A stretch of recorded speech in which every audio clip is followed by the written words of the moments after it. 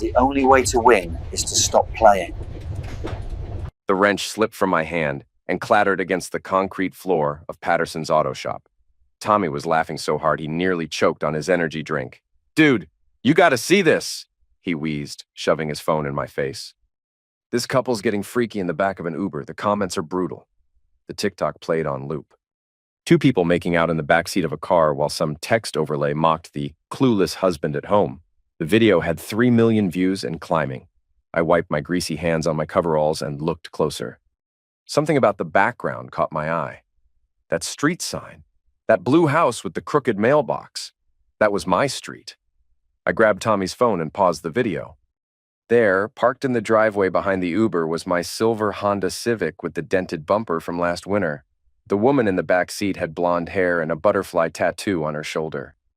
Claire had gotten that tattoo for our 10th anniversary. She said it represented transformation. "You okay, man?" Tommy asked. "You look like you've seen a ghost." I handed back his phone without a word. My hands were steady as I cleaned my tools and clocked out 2 hours early. Patterson didn't even look up from his paperwork when I told him I had to go. The drive home took forever. Every red light felt like an eternity.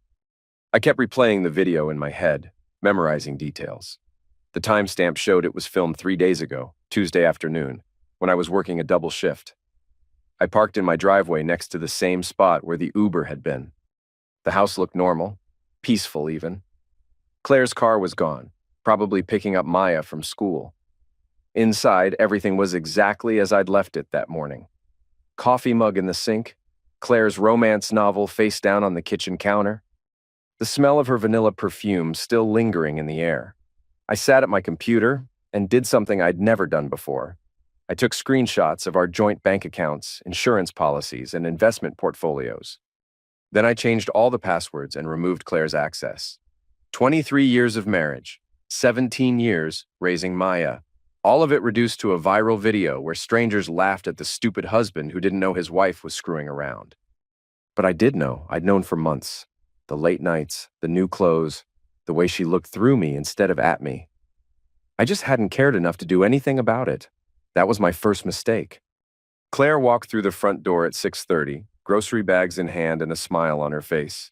She looked radiant, happy in a way I hadn't seen in years. "Hey, babe," she said, kissing my cheek. "How was work?" "Interesting," I replied, setting down my beer. "Want to see something?" I pulled up Tommy's TikTok on my laptop and turned the screen toward her. Claire's face went through several expressions: confusion, recognition, then defiance. "So?" she said, unpacking groceries like nothing had happened. "It's just a video." "It's you, Claire, in the backseat of an Uber 3 days ago?" She laughed, actually laughed. "You're being paranoid." "That could be anyone. The butterfly tattoo says otherwise." Claire stopped unpacking and looked at me with something close to pity. "Oh, Eli, you really think I'd cheat on you? With some random Uber driver?" The gaslighting was so smooth, so practiced, that for a moment I almost believed her. Almost. "Call your sister," I said.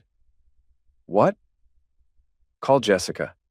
Tell her about this crazy video where some woman who looks exactly like you is making out with a stranger. See what she says." Claire's jaw tightened. She pulled out her phone and dialed. I could hear Jessica's voice through the speaker when she answered.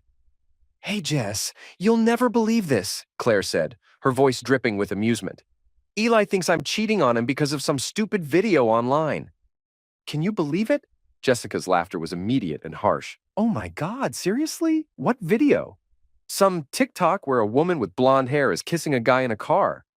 He thinks it's me because she has a butterfly tattoo." "Wait," Jessica said, and I heard her tone shift.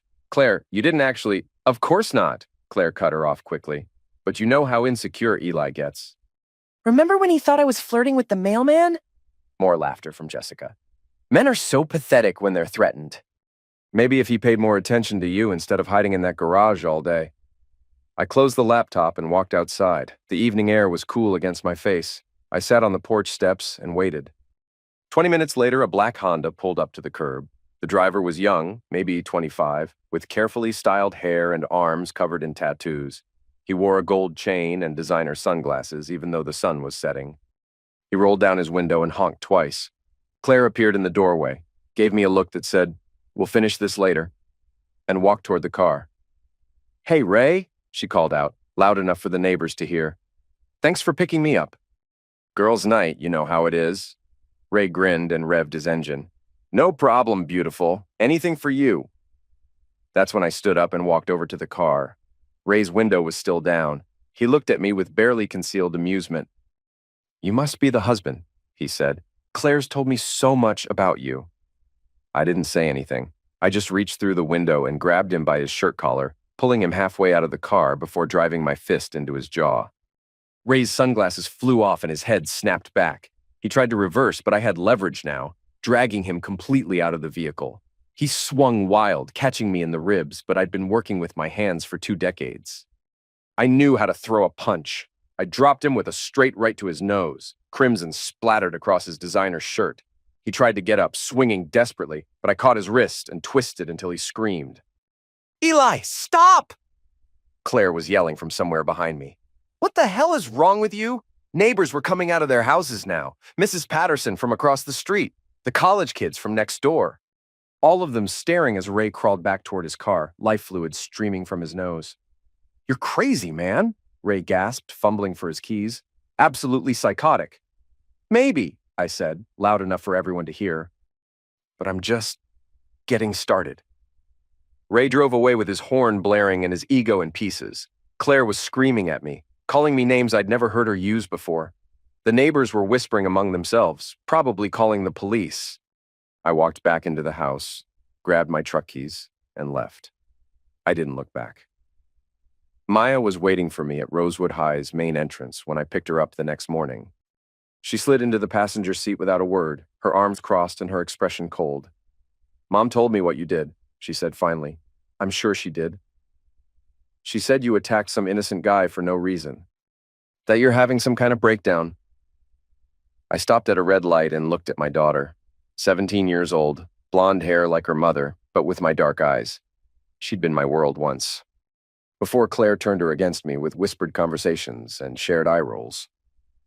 "What do you think happened?" I asked. Maya scoffed. "I think you're embarrassing. Mom deserves better than some paranoid loser who can't handle his wife having friends." The light turned green. I drove in silence for several blocks before pulling into the parking lot of Danny's Diner. It was Claire's favorite restaurant, the place we'd had our first date 24 years ago. "Why are we stopping here?" Maya asked. "Because your mother and her sister are inside having breakfast. And I want you to hear something." Through the window, I could see Claire and Jessica in their usual booth, coffee cups and plates of food between them. They were laughing about something, heads bent together in conspiracy. "Come on," I said, getting out of the truck. Maya followed reluctantly. I chose a booth 3 tables away, close enough to hear but far enough to avoid being seen. The hostess seated us with our backs to Claire and Jessica. "This is stupid," Maya whispered. "Just listen." Jessica's voice carried clearly across the restaurant. "So what are you going to do about Eli?" "Nothing," Claire replied.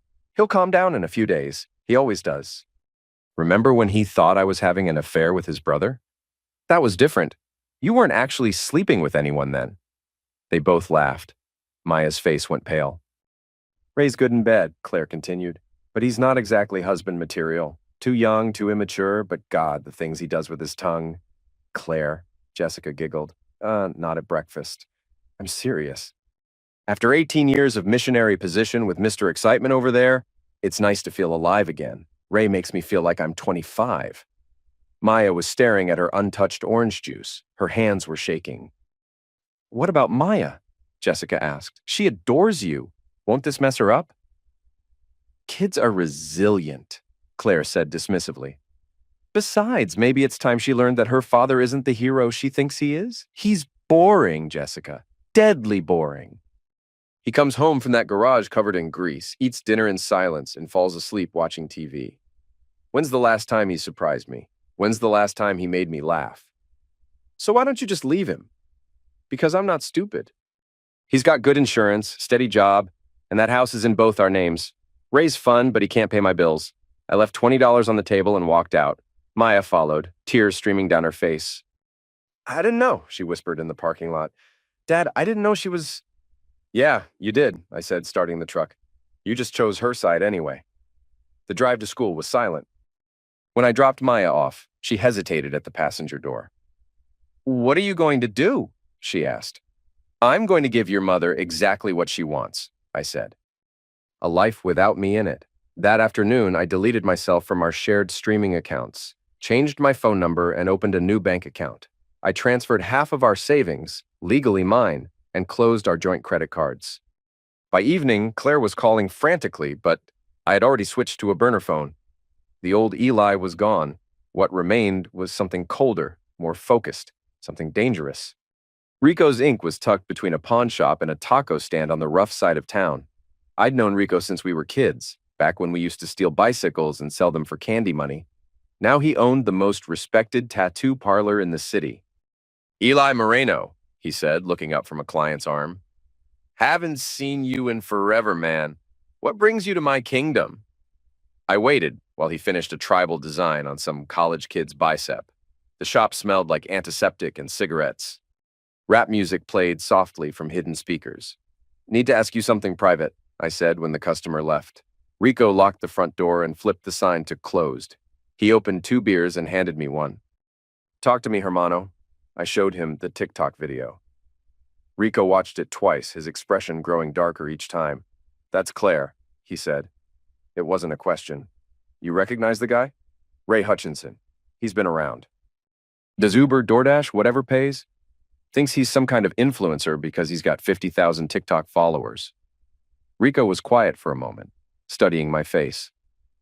"You want to hear something screwed up?" he said finally. "More screwed up than this. Remember my bachelor party 8 years ago?" I nodded. Rico had rented a cabin up in Pine Ridge. Fishing, poker, too much beer. A weekend of pretending we were still 25. "Your boy Jake was there. Your best man, right? The one who moved to Denver?" My stomach dropped. Jake had been my closest friend since high school. He'd been the best man at my wedding. Maya's godfather, part of our family. "What about him?" Rico pulled out his phone and scrolled through old photos. He found what he was looking for and handed it to me. The picture showed the cabin's back deck. Rico and his groomsmen were playing cards around a wooden table. But in the background, barely visible through a window, 2 figures were embracing in what looked like Rico's bedroom. One was definitely Claire. I recognized her silhouette, the way she tilted her head when she kissed someone. The other was Jake. "I took this picture for the memories," Rico said quietly. "Didn't notice them until later. I never said anything because..." What was I supposed to say? "Hey, Eli, your wife was screwing your best friend at my bachelor party." I studied the photo for a long time. Claire had told me she had a headache that night and went to bed early. Jake had disappeared around the same time, claiming he needed to make some work calls. "How long?" I asked. "I don't know, man. But looking back, they were always real friendly at your barbecues." Real friendly. I handed back the phone and finished my beer. The taste was bitter, but not as bitter as the realization that I'd been played for years. "You know what this means?" Rico said. "Yeah," I replied, standing up. "It means the more they lie, the more I get to take." Rico smiled for the first time since I'd arrived. "That's the Eli I remember from the old neighborhood. What do you need?" "Information about Ray. About everyone who thinks I'm some pathetic, deceived hubby who doesn't fight back." "Consider it done." I drove home through streets that looked different now, sharper somehow. The old Eli would have confronted Claire with the photo, demanded explanations, maybe even called Jake crying about betrayal. The new Eli had better plans. The storage unit cost $200 a month and came with a roll-up door and concrete walls thick enough to muffle sound. I paid 6 months in advance, cash, using a fake name Rico had helped me create. Inside, I set up a command center that would make the FBI proud. 3 laptops, multiple phones, and enough recording equipment to stock a small studio. I'd learned electronics in the Army back when I thought I might make a career out of fixing radios and radar systems. The apartment came next, a 1-bedroom rental across town, month-to-month lease, cash deposit. The landlord didn't ask questions as long as the money was green. Installing cameras in my own house was easier than it should have been. I still had the original blueprints from when we'd bought the place. The heating system ran through every room, and the air vents were just big enough for micro cameras with wireless transmitters. Claire never noticed me working in the basement, running cable through walls I'd built with my own hands. She was too busy texting Ray and planning their next rendezvous. By the end of the week, I could monitor every room in the house from my phone.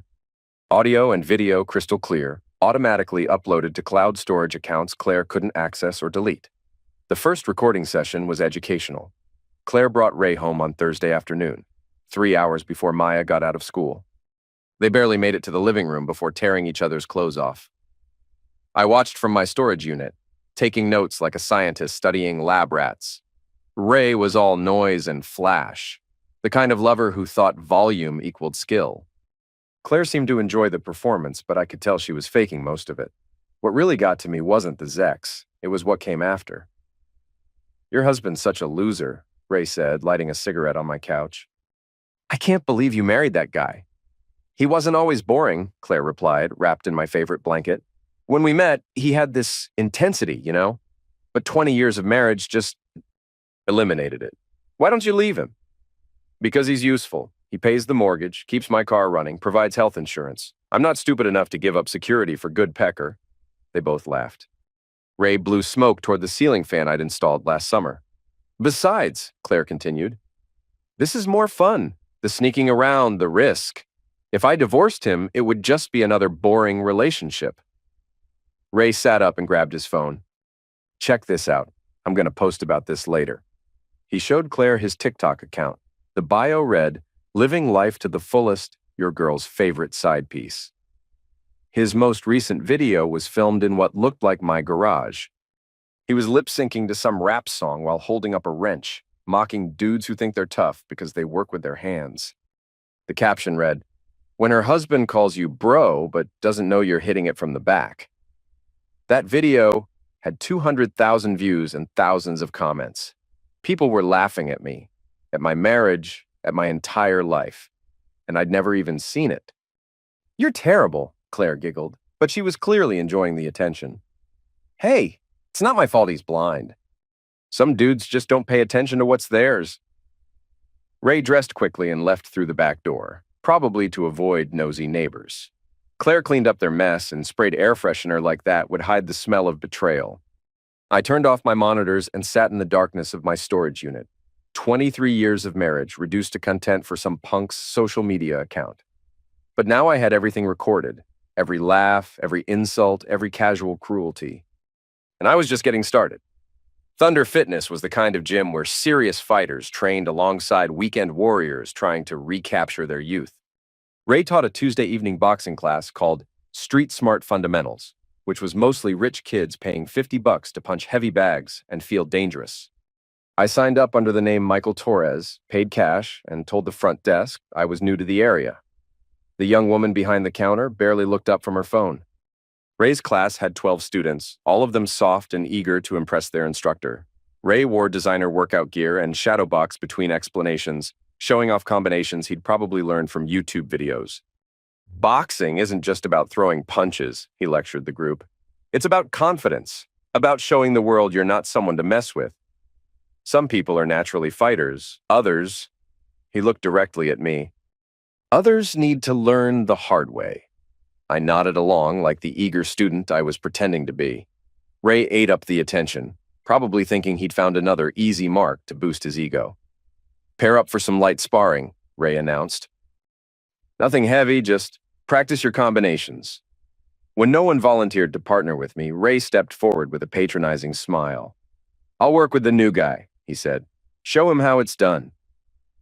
The other students formed a circle around us.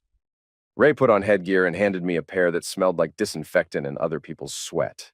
"Remember," he said loudly enough for everyone to hear, "this is just practice. No need to prove anything. Some of us are natural athletes, others just need to accept their limitations." I slipped on the gloves and adopted a loose amateur stance.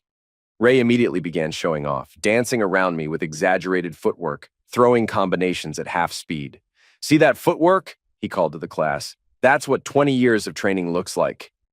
Can't teach natural talent. He'd made 2 mistakes. First, he assumed I was helpless because I looked ordinary. Second, he started believing his own hype. I let him play for 30 seconds, taking light jabs and moving awkwardly like someone who'd never been in a fight.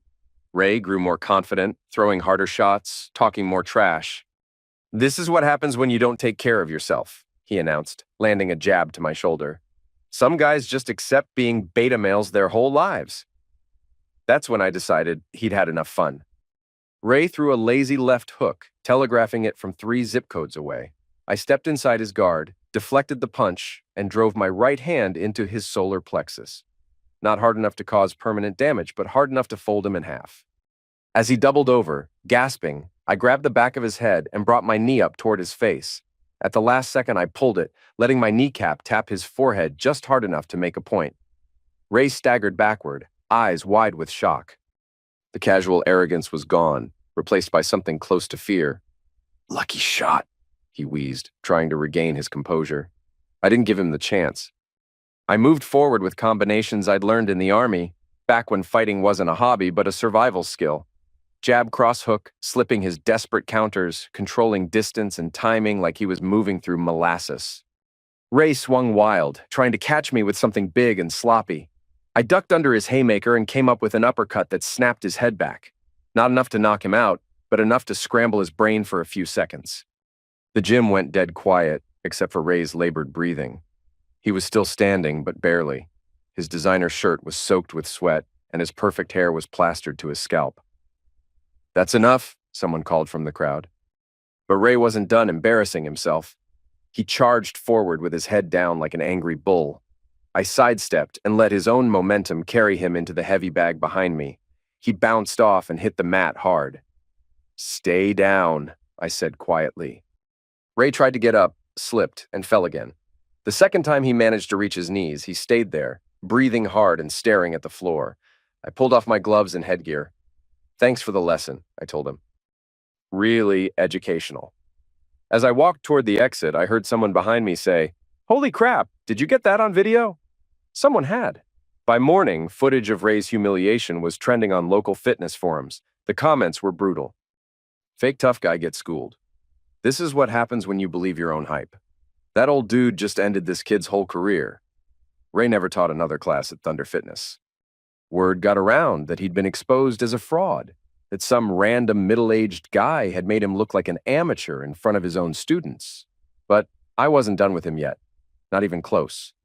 Maya's social circle revolved around 3 things: cheerleading, drama club, and her mother's approval. She'd inherited Claire's need for attention and validation, but unlike her mother, she hadn't learned to hide her cruelty behind a fake smile. The video I released was surgical in its precision. No faces visible, no names mentioned, just audio of Claire making fun of Maya's birth complications while talking to Jessica at their weekly brunch. "She was such an ugly baby," Claire's voice said clearly. "All wrinkled and red with that weird cone head from the forceps. I was honestly embarrassed to show her to people. Thank God she grew out of it." Jessica's laughter was audible in the background. "You're terrible. She's beautiful now." "Now, yes, but for the first year? Jesus." I used to joke with Eli that we should have sent her back and tried again. The recording was real, captured just last week through the restaurant's ambient audio. I cleaned it up, amplified the relevant parts, and posted it anonymously to several social media platforms with the caption, "When your mom thinks you can't hear her." Within hours, it had spread through Maya's school like wildfire. Teenagers were vicious when they smelled plasma in the water, and this was pure chum. Maya's friends started distancing themselves immediately. Group chats went silent when she joined. Invitations dried up. Teachers looked at her with pity instead of respect. The cheerleading squad was the worst. These girls had grown up together, shared secrets and sleepovers and first crushes. But high school loyalty was paper thin when reputation was on the line. I watched it all unfold through Maya's social media accounts. Her desperate posts trying to explain, to defend her mother, to maintain some dignity. Each attempt only made things worse. "My mom was just joking," she wrote on Instagram. "She loves me." This is taken out of context. The comments were merciless. "Your mom called you ugly at LOL. Imagine being embarrassed by your own baby. At least now we know why you're so insecure." Maya's grades started slipping. She quit drama club. Even her teachers began treating her differently, like she was fragile, damaged goods. 3 weeks after the video dropped, my burner phone buzzed with a text from an unknown number. "Did you do this?" it read. I knew it was Maya. She'd probably gotten a new phone to avoid the maltreatment on her regular number. I didn't reply immediately. Instead, I drove to our old house and watched through the cameras as she sat in her room, crying while Claire yelled at her about bringing shame on the family. "This is your fault somehow," Claire was screaming. "You must have said something, trusted the wrong person. Now everyone thinks I'm a terrible mother." Maya tried to defend herself, but Claire wasn't listening. She was too busy playing sufferer, making her daughter's pain about her own reputation. That night, I sent Maya a package with no return address. Inside were dozens of photos from when she was little. Maya at age 5, gap-toothed and grinning, wearing a homemade cape and a construction paper crown. The caption on the back read, "Daddy's hero," in my handwriting. Maya at 7, helping me build a treehouse in the backyard. Maya at 10, falling asleep in my lap while we watched cartoons. Maya at 12, hugging me after I scared away some boys who were bullying her at school. Pictures of a little girl who used to think her father hung the moon before her mother taught her that love was conditional and loyalty was a commodity to be traded. At the bottom of the box was a note. "I did love you once." That was real, even if nothing else was. My phone buzzed again that night. "I'm sorry, Dad. I didn't know she was like this." But I knew Maya's apology was too little, too late. She'd chosen her side when it mattered, when standing by me would have meant standing against her mother's popularity and social status. The damage was done, to both of us. Claire thought she was reinventing herself. The viral video and Ray's humiliation had actually boosted her local profile in a twisted way. Suddenly, she was the notorious cheating wife that everyone wanted to gossip about, and Claire never met attention she didn't love. She started dressing younger, posting more on social media, talking about living authentically and not apologizing for her happiness. It was pathetic, but it gave me the opening I needed. The fake company was Rico's idea, but I made it real. Digital Renaissance Consulting had a professional website, LinkedIn profiles for fictional executives, and a business address at a co-working space downtown. We even had business cards and a company credit card. My fictional identity was David Kim, a marketing consultant who specialized in personal brand transformation for women in transition. I created testimonials from satisfied clients, before and after case studies, and a waiting list of women, supposedly desperate for my services. Claire took the bait faster than a starving fish. I approached her at Starbucks, recognizing her from mutual friends and praising her courage in living her truth despite social judgment. Within 10 minutes, she was telling me her life story and complaining about how misunderstood she was. "I'm tired of being seen as the villain," she said, stirring her latte with manicured nails. "People don't understand that sometimes you have to choose happiness over other people's expectations." "Absolutely," I agreed, pulling out my tablet. "That's exactly why I started this company. Women like you need better representation in the digital space. You need to control your own narrative." I showed her testimonials from other clients, actually profiles I'd created of fictional women who'd transformed their online presence after messy divorces or affairs. Claire was practically salivating. "How much does something like this cost?" she asked. "For a comprehensive rebranding package? Normally $50,000. But I see real potential in your story. I could do it for 35. Claire's eyes widened. "That's a lot of money." "It's an investment in your future. Think about it. Book deals, speaking engagements, maybe even a reality show. America loves a woman who owns her mistakes and comes out stronger." I could see her mentally spending the money already. Claire had always craved fame, had always believed she was destined for something bigger than being a mechanic's wife in a small town. "What would I have to do?" she asked. "Sign an exclusive representation contract. Give us full control over your digital presence for 12 months. We handle everything. Social media, interviews, brand partnerships, the works." The contract I presented looked professional, full of legal jargon and official-sounding clauses. Claire read maybe half of it before signing, too excited about potential fame to notice the language that gave Digital Renaissance Consulting exclusive rights to her name, image, and story. What she didn't read was the clause that made her financially responsible for any marketing investments that didn't result in profit, or the part that gave the company rights to release any and all promotional materials created during the contract period. Claire paid the $35,000 down payment with money from our joint savings account. money she technically had legal access to but had never touched before. She was so eager to become famous that she didn't question where a marketing company would get the capital to invest in her story. For 2 weeks, I actually delivered on my promises. Professional photo shoots with a photographer Rico knew. Social media posts that made Claire look sophisticated and empowered. A fake interview with a lifestyle blogger about finding yourself after marriage. Claire was in heaven.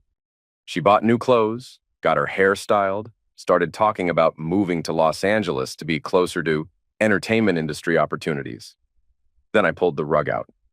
The first sign of trouble was an email from Digital Renaissance's legal department informing Claire that initial market research showed limited commercial appeal for her brand.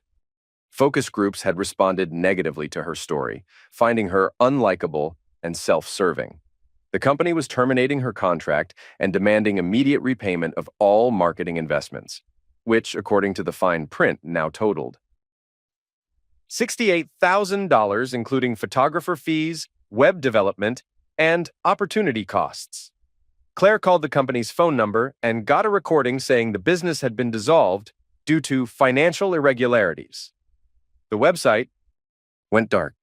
The co-working space claimed they'd never heard of David Kim, but the real damage was yet to come. I released everything, the professional photos, but edited to look cheap and desperate. The interview, but with additional audio that made Claire sound delusional and narcissistic. Her signed contract, highlighting the parts that made her look greedy and gullible. The internet loved it. Here was a woman so hungry for fame that she'd paid thousands of dollars to make herself look worse. Claire became a meme, a cautionary tale, a punchline. Imagine being so desperate for attention that you pay someone to humiliate you online. This is what happens when you mistake notoriety for fame. She literally paid for her own roasting. Claire tried to fight back, claiming she'd been scammed. But the evidence showed she'd signed the contracts willingly. She'd made every decision herself, driven by greed and vanity, and the belief that her story was worth something. The mockery was relentless and global. Claire's name became synonymous with delusional entitlement. Job interviews went nowhere. Credit applications were denied. Even grocery store clerks recognized her and whispered to their coworkers. She was famous at last. Just not the way she'd imagined. Ray had been laying low since the gym incident, but ego is a powerful pill. 3 months of humiliation had only made him angrier, more desperate to prove he wasn't the fraud everyone now believed him to be. He started accepting rides in sketchy parts of town, probably hoping to find someone weaker than himself to intimidate. He began posting increasingly desperate content on social media, trying to rebuild his tough guy image with manufactured confrontations and fake beef with local influencers. That's when I decided to give him the performance opportunity he was craving. The booking came through a premium ride app, the kind wealthy clients used when they wanted discretion. VIP pickup for private event, the request read. Cash payment, $500 for 2 hours, no questions asked. Ray couldn't resist. He'd been struggling financially since losing his teaching gig at Thunder Fitness. His regular rideshare earnings weren't covering his car payments and designer lifestyle. The pickup address led him to an industrial district on the edge of town, where warehouses and auto repair shops sat dark and empty after business hours. I watched through binoculars as Ray's Honda pulled into the lot, headlights cutting through the evening shadows. He parked outside the address I'd given him and checked his phone. No additional instructions. He honked twice, then stepped out of his car to look around. That's when I approached from behind, moving quietly across the gravel lot. "Ray Hutchinson?" I called out. He turned, and I watched his face cycle through confusion, recognition, and finally fear as he realized who I was. "What the hell are you doing here?" he asked, backing toward his car. "You've been talking about me online," I said, continuing to walk toward him, calling me names, making jokes about my wife, my marriage, my life. Ray's hand was on his car door handle now. "Look, man, that was just social media bullcrap. I didn't mean anything by it." "Sure you did. You meant every word. That's why we're here." The warehouse behind us was actually Rico's uncle's place, abandoned for the past 2 years, but still equipped with electricity and running water. I'd been preparing it for weeks, setting up cameras and soundproofing and all the tools I'd need for what came next. "I don't want any trouble," Ray said. "I'll delete the videos, okay? I'll take down everything." Too late for that. Way too late. I pulled out my phone and showed him the screen. It was his own TikTok account, specifically the video where he'd mocked me while holding my wrench in my garage. Recognize this? I asked. Ray's face went pale. How did you get that footage? Same way I got footage of you screwing my wife on my couch. Same way I got audio of you calling me a deceived hubby to your friends. I've been watching Ray. Learning. Preparing. I could see him calculating his chances of reaching his car, of driving away before this conversation went somewhere he couldn't come back from. But I was already between him and escape. What do you want? He asked. Justice, I said. The kind the legal system doesn't provide for men like you. That's when Ray made his move, lunging toward his car keys. I caught his wrist and twisted, applying pressure to nerve points I'd learned in military training. He dropped to his knees with a sharp cry. Inside, I said, gesturing toward the warehouse. Ray tried to resist, but I had leverage and 20 years of physical labor on my side. I guided him through the side door and into the main floor, where I'd set up my equipment. The warehouse was mostly empty, except for a single metal chair in the center, surrounded by professional-grade lighting and camera equipment. Ray's eyes went wide when he saw the setup. You're insane, he whispered. Maybe, but I'm thorough. I zip-tied his hands behind the chair and positioned him under the lights. Ray struggled at first, but the restraints were military-grade and properly applied. He wasn't going anywhere. Here's what's going to happen, I explained, adjusting camera angles. You're going to tell the truth. About my wife, about me, about the lies you've been spreading online, and then you're going to experience some consequences. This is abducting, Ray said. You'll go to prison. Will I? You came here voluntarily responding to a ride request. No one forced you. And when this is over, you'll be free to leave. Embarrassed, but free. I started recording and pulled up Ray's social media accounts on a tablet. Let's begin with this one, I said, showing him the video where he'd called me a beta male. Explain to your followers what that was really about. Ray refused at first, clamping his mouth shut like a defiant child. That's when I picked up a bucket of kitchen scraps. Rotting vegetables, spoiled milk, coffee grounds, and worse things I'd been collecting for weeks. You've got two choices, I said. Talk or wear this. The smell alone made Ray gag. When I tipped the bucket slightly and let some liquid drip onto his designer shoes, he broke. Okay, I'll talk. Just keep that crap away from me. For the next hour, Ray confessed everything. The affair with Claire, the videos mocking me, his plan to humiliate me publicly while sleeping with my wife, how he and Claire had laughed about my ignorance, my trusting nature, my failure as a husband, but confession wasn't punishment enough. I dumped the bucket over his head slowly, letting the rotten mixture soak into his hair and clothes. Ray screamed and thrashed, but the restraints held firm. The smell was overwhelming, like a dumpster in August heat. This is what you are, I told him, recording every second. Garbage, filth, a parasite who feeds on other people's trust. Ray was crying now, snot and tears mixing with the organic waste dripping down his face. His expensive clothes were ruined, his perfectly styled hair plastered with coffee grounds and vegetable peelings. Please, he sobbed. I'm sorry, I'm really sorry. Sorry you got caught, sorry you're facing consequences. But not sorry for what you did. I left him there for another hour, letting the humiliation sink in while I edited the footage. By the time I came back, Ray had stopped struggling and was just sitting in defeated silence. One more thing, I said, cutting his restraints. Delete your social media accounts. All of them. Tonight. Ray nodded frantically, his hands shaking as he pulled out his phone. I watched as he deleted TikTok, Instagram, Twitter, everything that had fed his ego and enabled his cruelty. If I see you online again, I said, if I hear you talking about me or my family, if you so much as mention my name to anyone, this video goes viral, understand? Ray nodded and stumbled toward the door, still dripping with garbage. He looked broken, diminished, like a deflated balloon. Oh, and Ray? I called after him. Stay away from my wife. She's not worth what I'll do to you next time. He ran to his car without looking back, leaving behind only the smell of rotting food and shattered pride. The next morning, local social media was buzzing with rumors about Ray's sudden disappearance from the internet. People speculated about pill problems, legal troubles, or mental breakdown. The truth was simpler. He'd finally met someone who didn't find him amusing. Jessica's birthday party was the kind of gathering Claire lived for, 30 adults pretending to have fun while judging each other's life choices. It was held at Jessica's house, the same place where Claire had laughed about my ignorance over mimosas and eggs Benedict. I wasn't invited, obviously. Claire had made sure her family knew I was persona non grata, the crazy ex-husband who'd lost his mind and couldn't handle his wife's happiness. But I came anyway. I walked through the front door like I belonged there, carrying a bottle of expensive wine and wearing my best smile. The conversation stopped dead when people saw me. Eli? Jessica's voice was sharp with surprise and worry.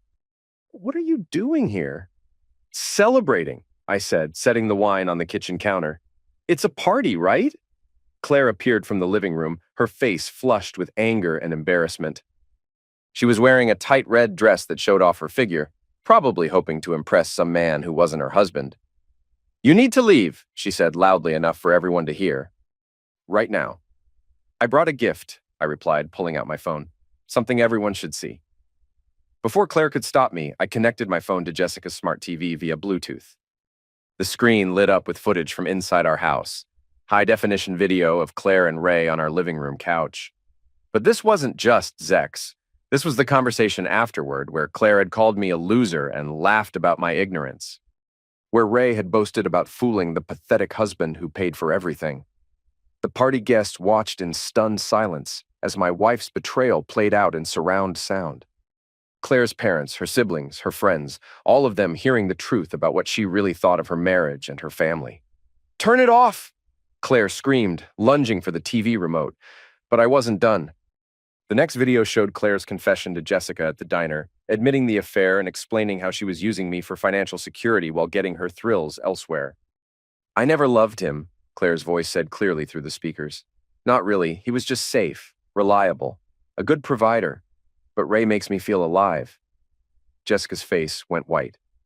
She'd been caught on camera laughing along, encouraging her sister's deception, helping plan the lies that kept me blind to the truth. This is illegal, someone shouted from the crowd. You can't record people without consent. Actually, I can, I replied calmly. It's my house, my cameras, my property. Everything here was recorded legally on premises I own. That's when Ray burst through the front door, probably summoned by one of Claire's frantic texts. He looked like hell, thinner than before, jumpy, constantly checking over his shoulder like he expected ambush. What the hell is going on? He demanded, then stopped short when he saw me. The entire party turned to look at him. These suburban professionals had heard about Ray through gossip and social media, but seeing him in person was different. He looked smaller somehow, diminished by weeks of hiding and paranoia. Ray, Claire called out, relief flooding her voice. Thank God you're here. Eli's completely lost his mind. He's showing private videos to everyone. Ray's eyes darted between me and the TV screen, which was now showing footage of him bragging about sleeping with another man's wife. You son of a witch, he said, taking a step toward me. Careful, I warned. Remember what happened last time you tried to fight me? But Ray was desperate now, cornered and humiliated in front of an audience. He swung wild, telegraphing his punch like he'd learned nothing from our previous encounter. I caught his wrist, twisted, and used his own momentum to send him crashing into Jessica's dining room table. Plates and glasses shattered, expensive wine spilling across the white tablecloth. Ray tried to get up, slipped on the wet floor, and went down hard. This time he stayed down, breathing heavily and staring at the ceiling. Jesus Christ, Eli! Jessica shouted. You're going to eliminate someone. I'm not going to eliminate anyone, I replied, straightening my shirt. I'm just defending myself. Claire was crying now, mascara running down her cheeks as she knelt beside Ray. Her perfect party dress was stained with wine, and her reputation was in ruins. Why are you doing this to us? She sobbed.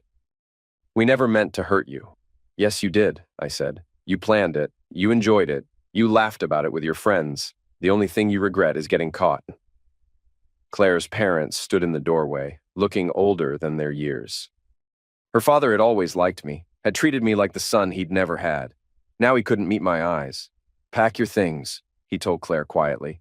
You can't stay here anymore. Daddy, please, Claire begged. It's not what it looks like. It's exactly what it looks like, her mother said coldly. We saw the videos. We heard what you said about your family, about us, about Maya. The mention of our daughter made Claire flinch. Maya wasn't at the party. She was probably hiding in her room, avoiding the social fallout from her mother's public humiliation. Get out, Jessica said, pointing at the door. All of you, just get out. I picked up my phone and headed for the exit. As I passed Claire, she grabbed my arm. Please, she whispered. Can't we work this out? Go to counseling or something? I looked down at her, really looked at her for the first time in months. She was still beautiful, still the woman I'd fallen in love with 24 years ago. But something fundamental had broken between us. Something that couldn't be repaired with apologies or therapy. You already made your choice, I said. Now, live with it.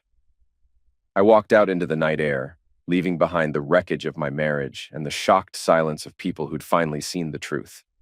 Behind me, I could hear Claire crying and Ray groaning as he tried to stand up. But I didn't look back.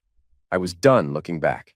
The voicemail came at 3 a.m, when the world was quiet and my phone was the only light in my dark apartment. Dad, it's me. Maya, I know you probably don't want to hear from me, but I had to call.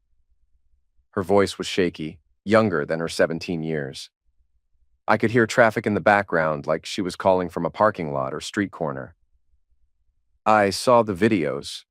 Everyone's seen them. Mom's staying with Aunt Jessica, but they had a huge fight, and now she's talking about moving in with some friend I've never met. Ray's gone, just disappeared after that party. Nobody's seen him for weeks. There was a long pause, filled with static and the distant sound of cars passing. I know I was awful to you. I know I chose her side when I should have. When I should have seen what was really happening. But I was scared, Dad. Scared of losing her, scared of being alone. Mom always made everything about her, you know?